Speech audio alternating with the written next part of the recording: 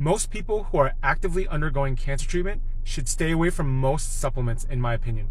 That's my current position, unless you're in a very specific type of circumstance, which we'll talk about in a second. Hey, I'm Gene Wei, founder of Anticancer 360, and we help people integrate natural supportive methods with their oncology treatments properly. And if you look through our page, you'll see that I'm constantly talking about and showing you studies about the anti-cancer potential of many natural substances and natural methods overall.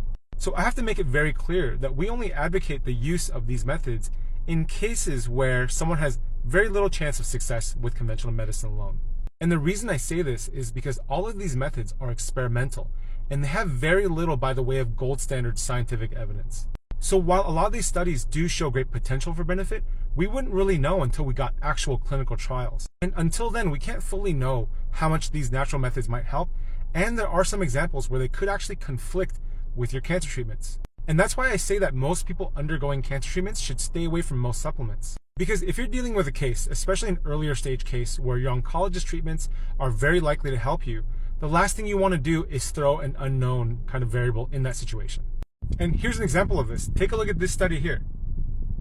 So NAC and glutathione are both things that we use as supplements. They're used for detox. They're very popular. So you can see here that these researchers found that these supplements can actually conflict with sorafenib, which is an anti-cancer medication. And this likely happens because of their antioxidant capacity, which reduces ROS, which can help to fight cancer. Now, this is one of the more obvious examples, but there are others that are less obvious. Take a look at this study here. So curcumin is the active ingredient in turmeric, and it might fight cancer like some chemo drugs as a topoisomerase inhibitor. So let's say your oncologist puts you on a drug like etoposide, which is also a topoisomerase inhibitor.